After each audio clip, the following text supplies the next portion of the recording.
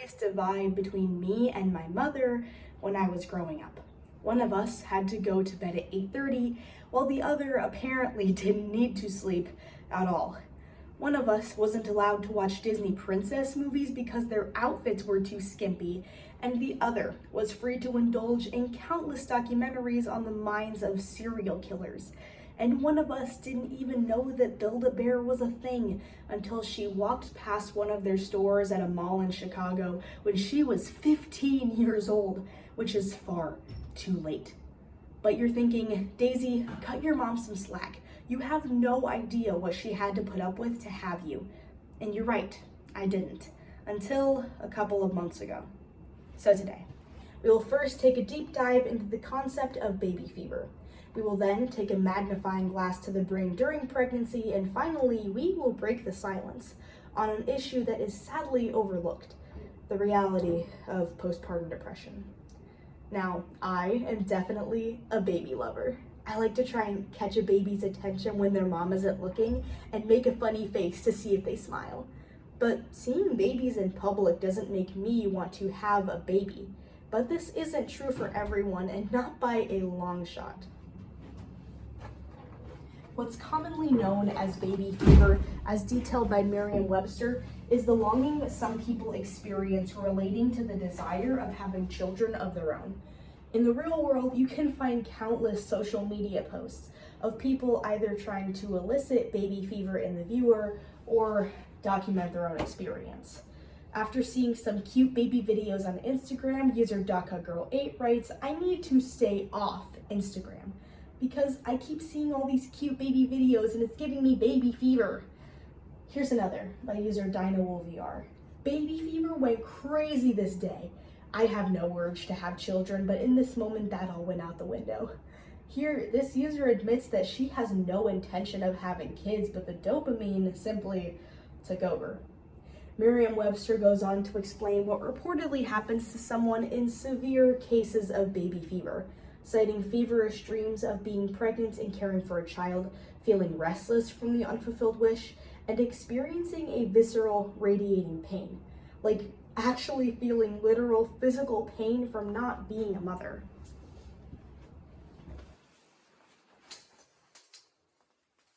As they say, if there's a will, there is a way.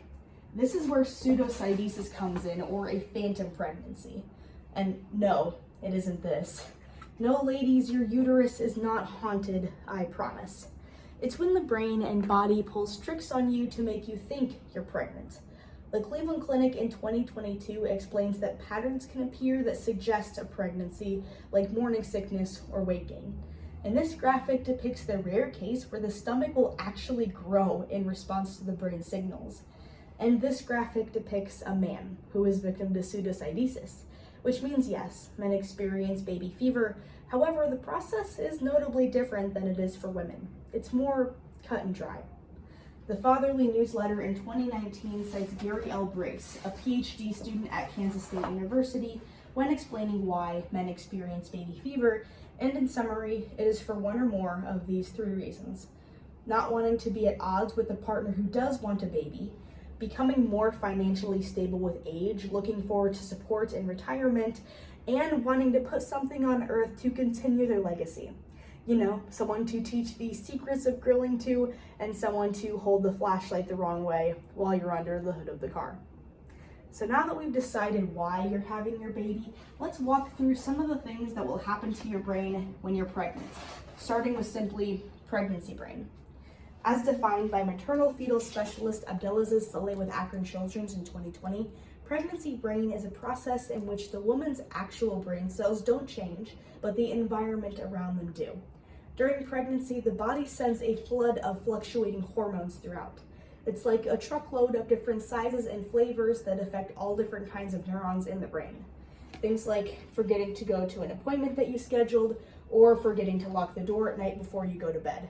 However, little things like this can be handled by setting a reminder or making a note, but you can't really prepare for a long con, because pregnancy brain has the power to make you forget your baby's birth.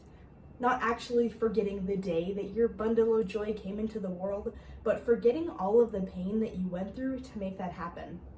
PsychCentral.com cites gynecology professor Ulla Waldenstrom, who conducted a survey wherein 1,383 women were asked how they remember the birth of their children on a pain scale, and over 50% reported having memories of little to no pain only 5 years after the birth. Psych Central goes on, stating earlier findings have shown that women who have a negative experience have fewer subsequent children and a longer gap in between than women who have a positive overall experience. With some simple detective work, it becomes clear that the brain is playing tricks on these women to warp their memories and convince them to have more babies, all for survival of the species. So finally, what is left when there are no more baby dopamine hits and the rose-colored facade falls away? When you can't sleep for days on end and the sound of crying makes you feel like you're going crazy.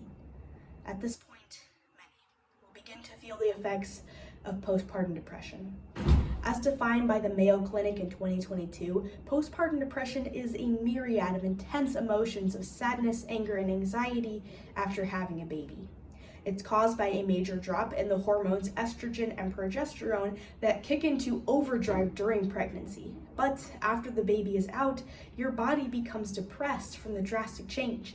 And not only is your baby high gone, but you now have an infant to take care of that completely depends on you for its survival. So it's not surprising to hear that PPD is extremely common. In summary of an article published by MGH Center for Women's Mental Health in 2023, it's easiest to digest postpartum depression in 3 stages, from most mild to most severe. Starting with the postpartum blues, affecting 85% of women in postpartum. The blues usually only last for a few days, thankfully, and consist of anger, irritability, and fits of sadness. Postpartum depression. 15% of women are still struggling after those first few days, sometimes for up to 3 months. Symptoms include insomnia, self-isolation, and feelings of worthlessness. Finally, postpartum depression. Psychosis affects only 1 in 1,000 women, yet is certainly the most devastating. At this stage, violent thoughts become almost impossible to ignore, and in some cases, the mother will end up hurting herself or her child. And if all of this information sounds completely foreign to you, that's because it was only discovered very recently, even though PPD isn't a new problem by any means. The Carver College of Medicine states that PPD wasn't officially recognized as a medical condition until 1994. So, what was motherhood like before then? My mother had my older brother and sister in 1990 and 1992. But when she was with her ex-husband, he constantly told her that she was being dramatic about her pain and exhaustion. She started believing the things that the people around her were telling her, that she was just lucky enough to be married, and that she was a negligent parent if she couldn't be in several places at once 24/7. There were thousands of cases like my mother's before any attention was given to postpartum depression. Now, in 2023, mental health research is expanding endlessly. We now have genetic screenings, crisis hotlines, and authentic websites that don't sugarcoat or gaslight. Organizations like Postpartum Support International, March of Dimes, and the Alexis Joy Foundation have made it their mission to make sure that nobody ever feels alone or worthless in their postpartum journey. Give any of these organizations a call if you want to know how you can help. And if there is somebody in your life who's trying to raise a baby right now, consider offering to babysit or maybe run errands. Little things like this are the biggest help they will ask you for, and you could be part of the solution to the problem. So today, we first took a deep dive into the concept of baby fever.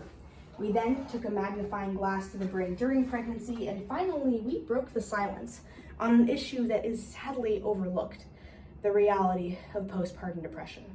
So, long story short, I learned that my mother was way too busy dealing with her own issues to make sure that I was in the know about stuffed bears you could dress up yourself. She gets a pass for staying strong for me my entire life. So I hope that when I have kids, they extend the same mercy to me. Thank you.